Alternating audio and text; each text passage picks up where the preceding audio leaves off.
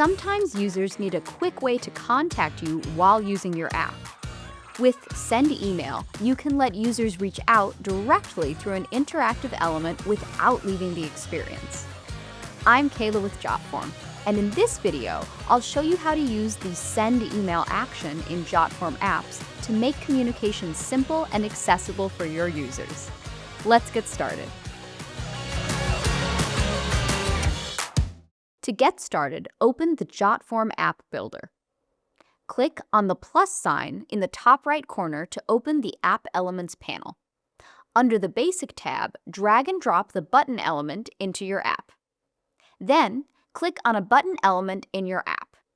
This will activate the gear icon and open the Button Properties panel on the right side. In the Properties panel, go to the Actions tab. Here, you can define what happens when the button is clicked. Under Button Action, you can choose how the button behaves. Open Page to navigate users to another page inside the application. Open Form if the button should display a form for users to fill in. Open URL to redirect users to an external website or link. Or Send Email if you want the button to trigger an email message. In this case, choose Send Email as the button action. Then, use the recipient field to specify the email address that should receive the message. When users click the button, their device will automatically open the email client with the recipient address already filled in.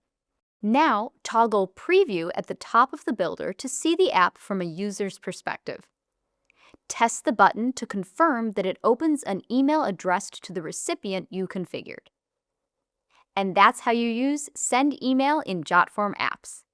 Give users a quick and direct way to contact you and keep communication simple inside your app. Thanks for watching, and we'll see you in the next video.